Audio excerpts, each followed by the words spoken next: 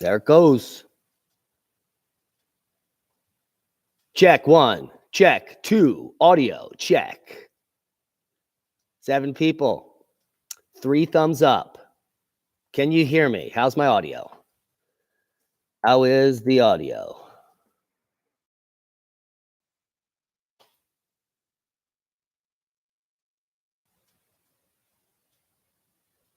Anybody? 17 in the house.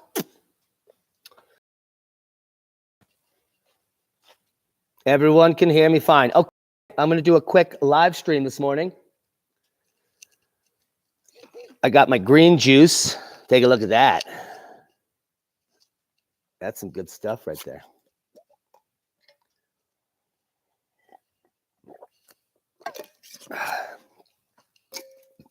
Coffee.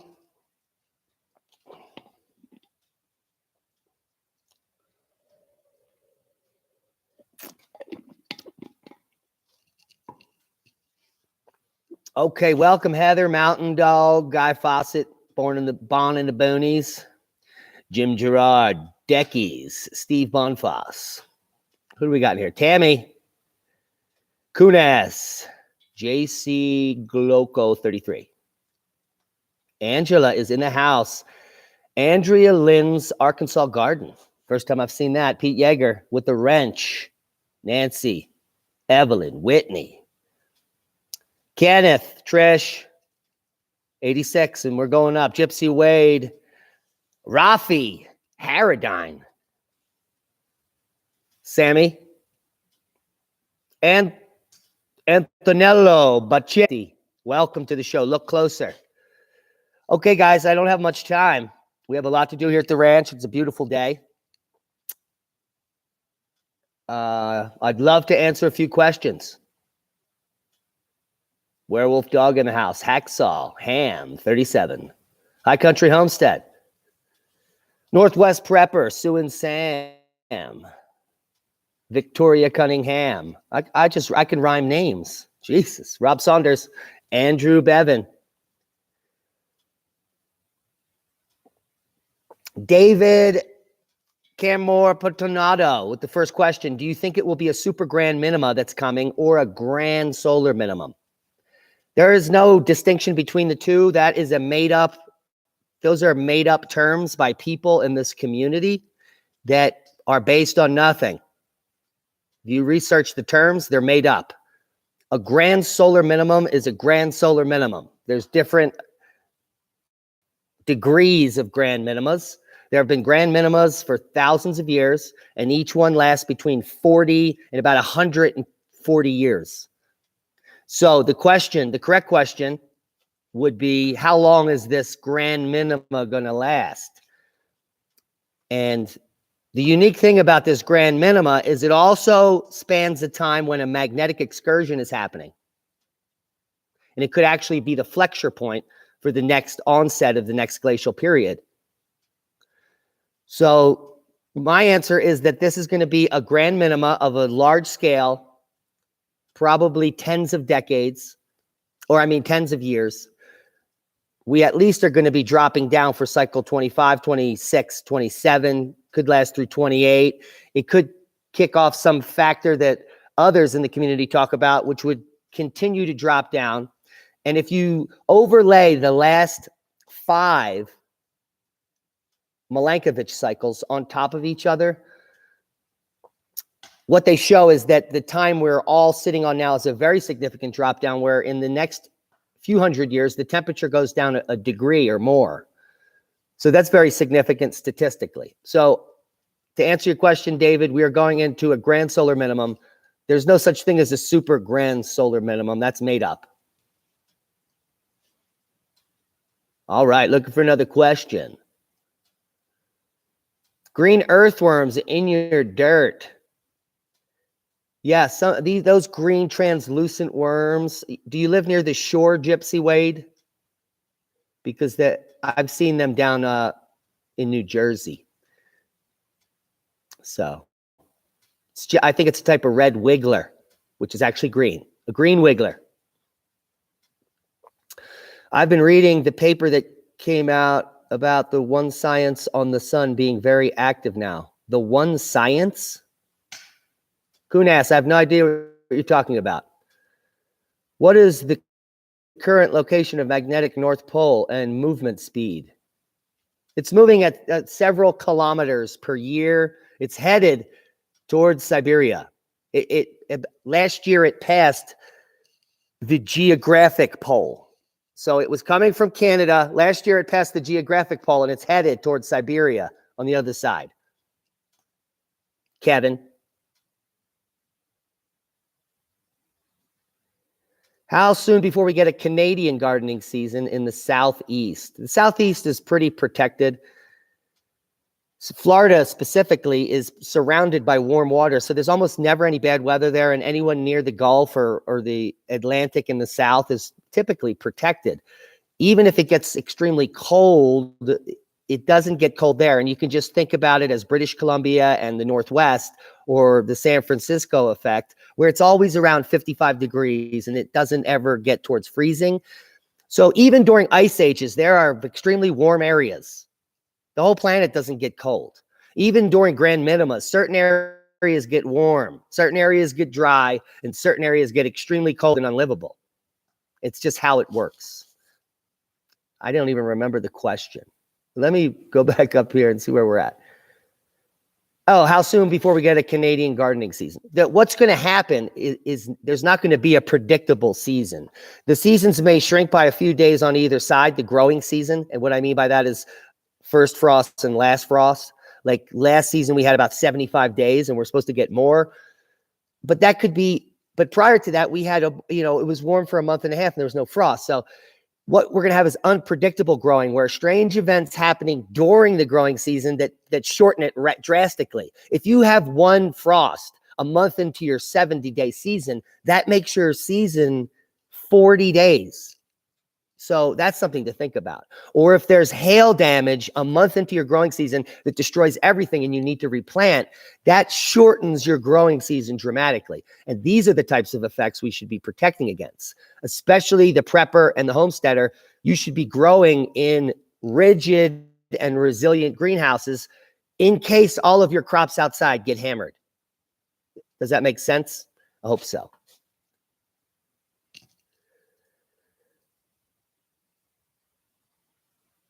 Oh, Rafi Harradine says, what do you think will be the first crisis? Grid down or collapsing temperature Gulf Stream shutdown? The Gulf Stream shutdown is a very slow process. So we shouldn't expect to see any activity. And the time frame for that to shut down is years. So if it shuts down, and it would take a while, it will slow. It might take a few years for that before it actually stops. And so that's a decadal process. Maybe it takes 10 years for that shutdown to severely affect the weather in Europe over there, Rafi. So what do you think my answer is? As we enter cycle 25, we have never had a technological society on the planet ever at a cosmological time frame that we're going into, with the weakest magnetosphere, increased cosmic rays, and our planet is now going to be exposed to more outbursts from the sun. And every solar cycle, and we're going into cycle 25, in the next 3 years, Rafi, we got to keep a very close eye on local grid failures, other perturbations to satellites and other infrastructure.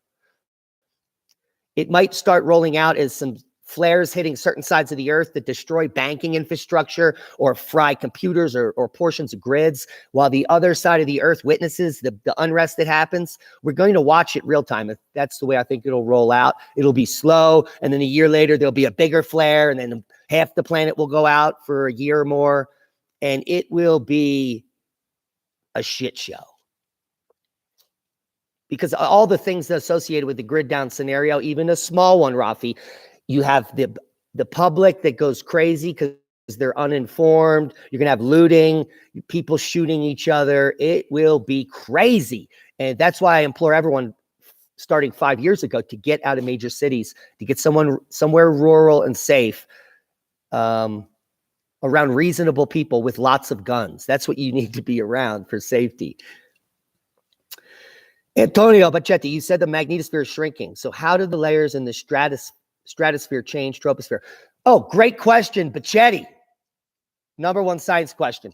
So if we take a layer cake of the atmosphere of our planet all the way up to space, and you have the ionosphere at the top, right? We've got the atmosphere in the bottom here, and the and the other layers. And what happens? So let's say 20 years ago, to get to space was 120,000 feet up.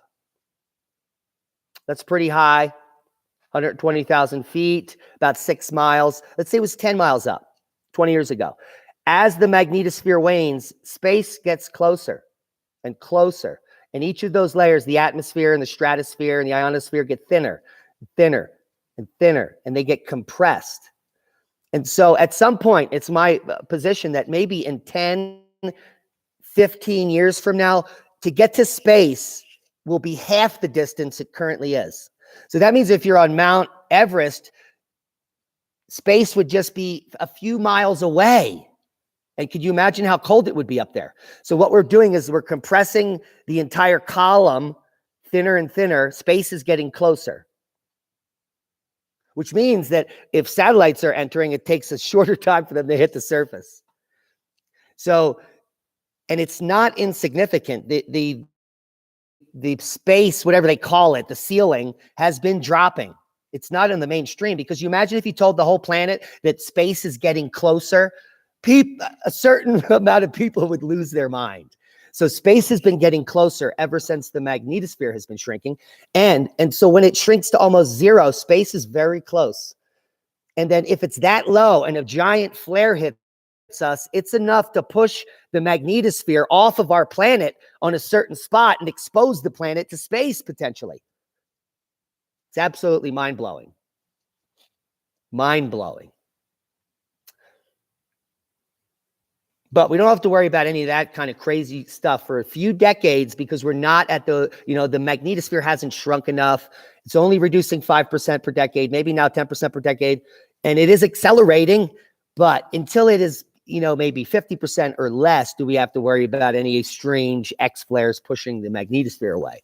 But then there is also the potential for a super flare, which is similar to what Ben Davidson over at Suspicious Observers talks about, which they refer to as the micronova. A micronova is just a word invented to sell books and views. It's just a super flare in the scientific nomenclature. There is no scientific nomenclature for micronova yet that I'm aware of, but super flare certainly does exist. And if a super flare like an X220 came off of the sun, people on that side of our planet would be bumming, and there would be no grid. So that's a possibility in the future. Okay, let me look for a question. We're 13 minutes in. How's it going so far? Smash that like button, please. Will our growing seasons be so affected that it will be impossible to grow outdoor gardens? They will be unpredictable, and it's already almost impossible to grow an outdoor garden here, but there are certain plants that are quite resilient in the brassicas, so I recommend growing those because they can grow down to 18 degrees. If you have cold snaps that last, with overnights to 20 degrees for a few days, those plants will be resilient, like broccoli and cabbage and collards and shards and lettuces. So get at them on the outside. And like I said, hedge your bets and build as many rigid greenhouses as possible to protect your resources.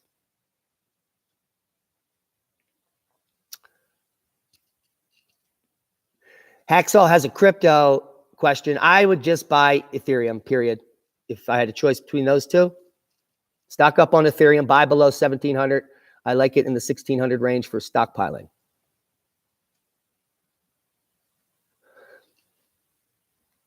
Thank you, Country Fried Zen. Andrew Bevan. Do you think the Gulf Stream will cease to keep? Where'd he go? I missed your question, Andrew. Do you think the Gulf Stream will cease? Thank you, Molan Lab, for your $10 super chat. Top knot, thank you. Bravo for the $5 super chat there. Hidden Harvest Grow Lights is in the house. Let me look for that question. 420 TV in the house. Yes, we could flash freeze like mammoths, cave bear, lions did, just by that, in that way I explained it with the being exposed to space. It's like absolute zero. That's pretty cold, pretty quick. And if it lasts for like a day and then recovers, everything is deep frozen. And then if the recovery is complete clouded Earth, it will stay cold for hundreds of years. And then everything gets reworked in the climate systems, which is why Siberia just got lucky. Those mammoths and all that stuff was probably everywhere on the planet, but most of it got washed away. And except in Siberia, that stayed frozen, which is why we're now uncovering that today. So, and I lost the other question. I don't think that the Gulf Stream is going to shut down anytime soon. We have way bigger issues to worry about before that. Specifically, the grid and our socioeconomic condition and the fact that our civil liberties are being stolen from us. We are all prisoners in our own land right now.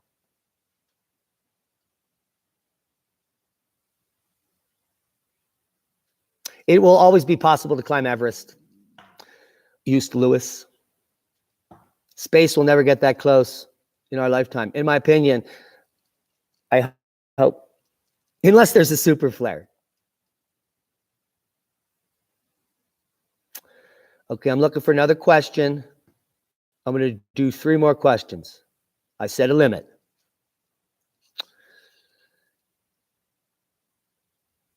If the magnetosphere shrinks enough and space hits Earth, will people float away? Lucid Farms, I don't think you understand the concept that much. But people will never float away because we are attracted to the center plasmoid or whatever's in the middle of the planet. That's why you could stand anywhere on the planet and you're getting pulled to the center. So, and space will only get, let's say, half as close in an extreme scenario, and that's still miles away, and no one can really jump that high. We will have, I mean, it will be easier to get to space, easier to launch rockets, so that's all a bonus for space travel. Alien Believers is in the house. Robert and Kelly. 420 has a question. How much more nutrition do you need to counter more rays closer to the ground if the magnetosphere shrinks to an extremely low altitude for an extended time? Great question, Ransom. I covered, there is a product coming out of South Korea called Him. I'm going to type it down in the description, how you can search it. It was developed for people that work in nuclear power plants and that are exposed to radiation that is detrimental to your body, even low-level exposures. And these people take these herbs. Some of the herbs are like Angelica, and that's the one I can just ring off. They protect the body from radiation. So if you're able to buy these herbs and stockpile them, I think it's something that you should be taking every day or at least every other day. The Him is the herb is a company that sells this product that was first developed for people that work in labs. Thank you, Chad, the other guy. So Him, I would Google it. And there are certain herbs that protect against radiation, Ransom, that you could be eating on a regular basis to keep you in top shape. So if that answered your question, Ponzi-pocalypse. Yes, HH Muni. There are people that are capitalizing off of your fear. And it's mostly the federal government.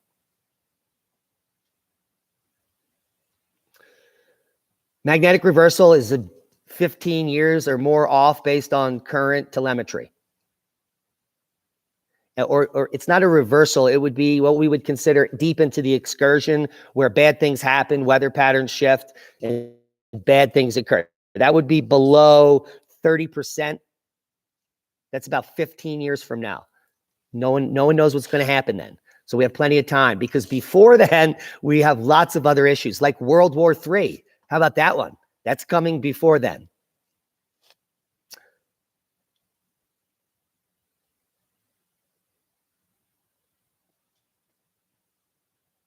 This full moon is called the worm moon because if this is the first time almost everywhere the worms emerge from their slumber. So we're just digging outside now and there are worms out there.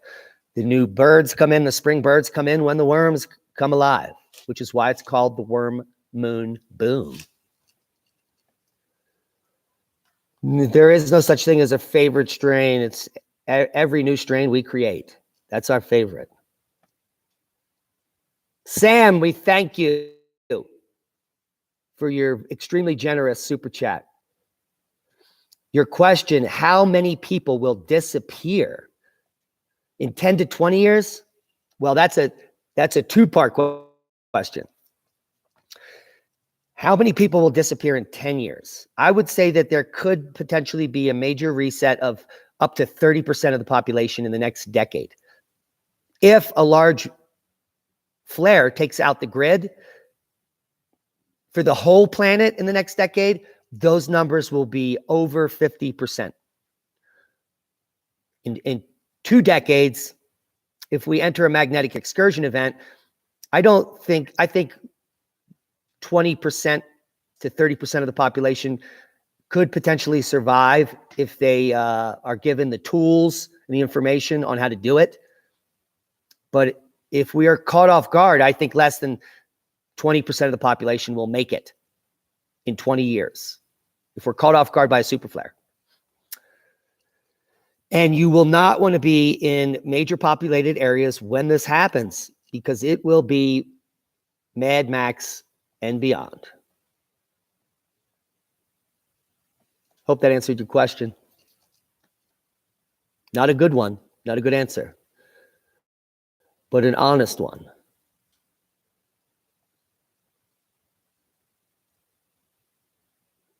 Bill Owen says, ain't no worms around here. Bill, there has to be worms or there wouldn't be plants. So keep looking.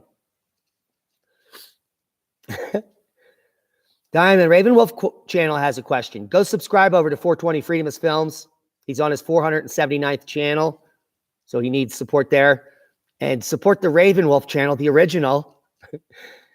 You just click on the icon of the person and you're at their channel, by the way, if you didn't know how that chat works.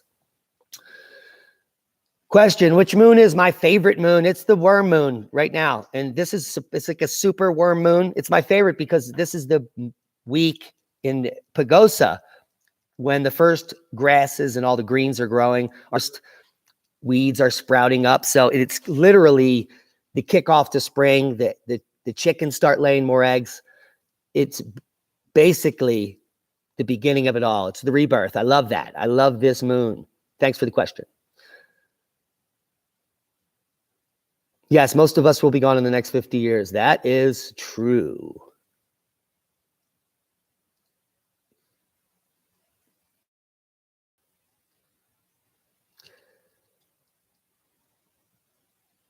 Is there a cheap way to keep the greenhouse warm, for example, with candles? No, never use candles for anything because most people are irresponsible and they're the #1 cause of you burning to death. So I wouldn't use candles for a fucking thing unless it was for like some sexy time next to the hot tub when you didn't have anything to drink. So candles are like survivalist only and ambiance. Not really practical, in my opinion. Rocket stoves are practical. They cost almost nothing to create. Just need a bag of Quikrete. It's like $6 and some rocks and know-how. And then you need just a few twigs and shit. Now, if you make a thermal mass rocket stove, these are thermal mass rocket heaters that you just build the mass out and you heat the rocks. That's the cheapest way to heat a greenhouse. And they're doing that at the Permaculture Institute north of here in Colorado, where they have a sauna and a hot tub on the backside of a geothermal greenhouse where they're heating a central wall with that type of technology. So thermal mass rocket stove. That's the way to go, cheapest way to heat it. You can use earth tubes and other technologies, but unless you have big equipment, that's going to cost you ducats. Plus you need the tubing and all that other crap. Thermal mass rocket stoves in your greenhouse. That's the cheapest way. Now, the problem is you got to be in there feeding it. So you can never go to sleep or something. So therein lies the problem. Another few good technologies is single panels and glow plugs inside of water. So if you put glow plugs inside giant vats of water with a single solar panel, you can heat that water to 160 degrees during a single day with multiple glow plugs in these giant vats. And then that hot water has the thermal mass and the heat will keep the greenhouse heated all night. So that's a pretty inexpensive way to heat large amounts of water that act as a thermal mass heater. We're going to be implementing some of that here in the summer. So we'll show you how to do that. One more question, and then we got to get to work. The hook is bigger than the worm. Any word on Glacier Peak? No, I don't know. No. Sauna greenhouse combo. Why did your moderator hold my question? I have no idea. Angela, what's your question? What's the question? Have you ever used a wood gas fire? No, but we will soon, and we'll be showing you how that works. Glow plugs are what are in diesel engines that you use to heat up the diesel fuel before you spark it. They're in the automotive section. They cost a few dollars. And they work on DC 12-volt batteries and solar systems. So if you Google how to heat water with glow plugs on YouTube, you're going to find 100 videos on how to do that. So go do it.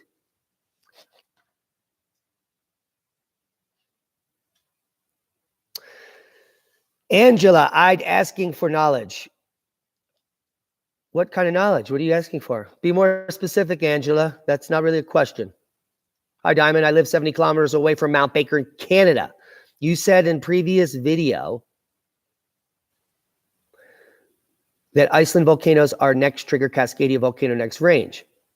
They're not connected. That supposition is based on time frames in historical past. So the mid-ocean ridges are the access to the center of the earth. And when those become more active, which they have been in the last few years, there's been lots of earthquake activity on these mid-ocean ridges. And we've been chiding on the channel that the earth is growing. But the evidence is that the earth was much smaller at one time.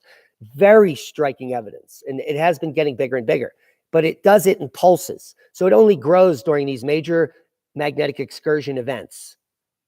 It has to do with the magnetosphere shrinking and tons of energy flowing into our planet, creating through sublimation or other process in the core more matter, which then comes up out of the mid-ocean ridges and is now coming up in Iceland. So that is, I think, the key kickoff point that triggers other magmatic events on our planet to go off. They're not like connected all below, but they are connected all below as a planet as a whole. As a dynamic system, the whole planet is changing. And there are certain things, key markers that we would pick out to suggest that. Excuse me. All right, Angela, do you have a question? Did I find it?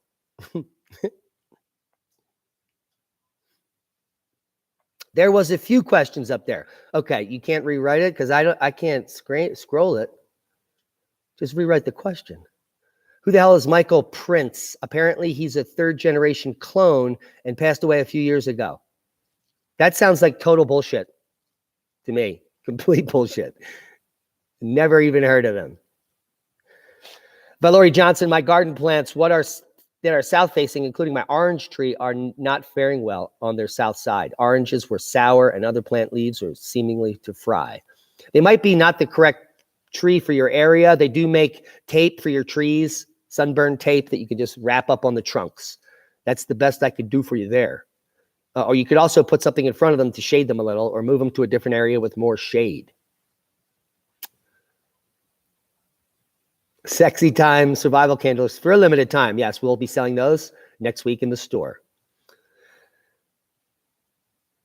Black holes are pinch points, plasmoids, at the center of a Z-pinch. And there's jets ejecting out, and they're the same as an atom. They're the same as a solar system. They're the same as a galaxy. But this is where a star is forming. It's the first pinch in the Z. Spink! And it's sometimes so energetic that we can't see what's there. And the whole premise of black hole is a mathematical invention of science fiction. It's not something that it's ever been seen. It's something that was hypothesized. And then they assign it to all these objects that are simply Z pinches in space. And we know because tons of the black holes that they found are like, oh, now there's jets shooting out. Well, black holes, I thought nothing could escape, but now stuff can escape. So the fairy tale ruse is easy to unravel. Black holes are assigned to anything they can't explain. And that picture of the donut is so embarrassing. If you go over to Pierre Robitaille's YouTube channel, Sky Scholar, he unravels the truth pretty eloquently over there. It's a little scientific-y, so it might be over the heads of many people, but if you watch it a few times, he's kind enough to be speaking partially to the layman, and you will understand it in time. So I highly recommend Sky Scholar on YouTube to explain what isn't a black hole. Yeah, nuclear power stations, state prisons, these are things that you should not be living next to or prepping near, because when the grid goes down, it will be very bad there. Now, nuclear power plants would be bad because of radiation. And Green's Greg and I talked about that in our last interview last week, and you can go access that over on Oppenheimer Ranch Project, where he specifically talks about cooling rods and how bad it will be. So get upwind, not downwind of a nuclear power plant, and far away from them. If you're 50 miles from a nuclear power plant and backwind, you should be okay. State prisons, a no-brainer. Those people will get out and they will come and get everything in close proximity. So just a bad idea. Large population centers. If you're by a city, you're doomed. All the hungry and crazy people, desperate people will be coming to get what you have. So it's best to be in a rural area on a dead-end road with excellent protection, awesome neighbors, and an infrastructure to prevent anyone from ever coming near you ever. And that is what I recommend. And a lot of people can't do that, but you can bug out to a place like that, especially with a group, and just make a plan and do it.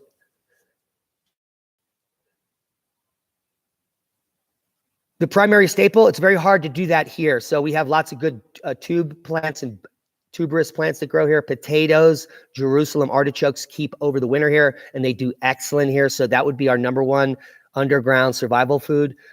We can store crops like potatoes. We have hybrids, squash, and other vegetables we grow here that literally store for 6 months over the winter.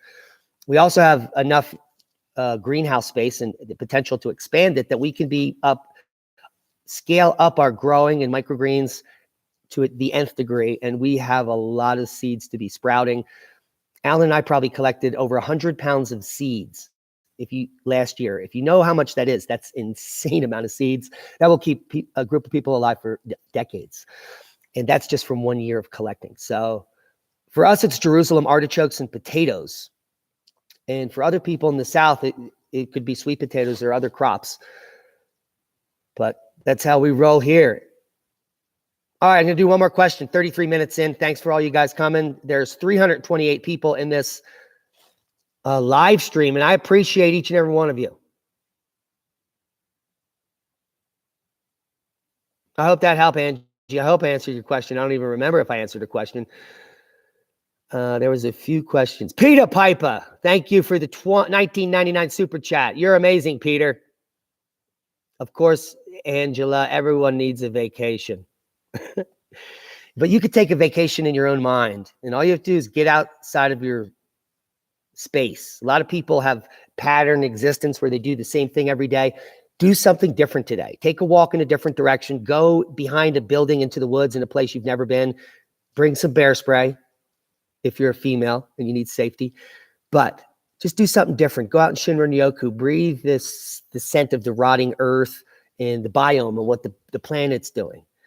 And it could really change your day. Thank you, Dr. Enoch. Hey, guys, and if you're mining that pie and you need to increase your circle to get more free pie, it's not worth any money. It may never be, but it could be. So just remember that. The best way to get free crypto is to use the Brave browser. It gives you free basic attention token, which has gone from 20 cents 3 months ago to $1.25 last week. And so that's why it's so lucrative to surf on Brave browser. It blocks all ads. It's completely safe. You have options to surf anonymously, and it pays you to do it. It's that simple. And I'm not getting anything from this information. It's just what I've been using, and I've been benefiting from it, and you should too.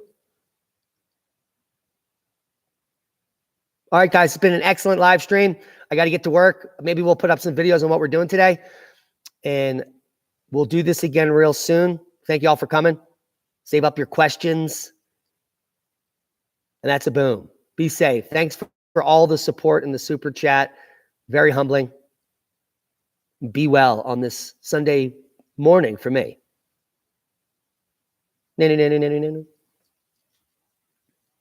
Boom.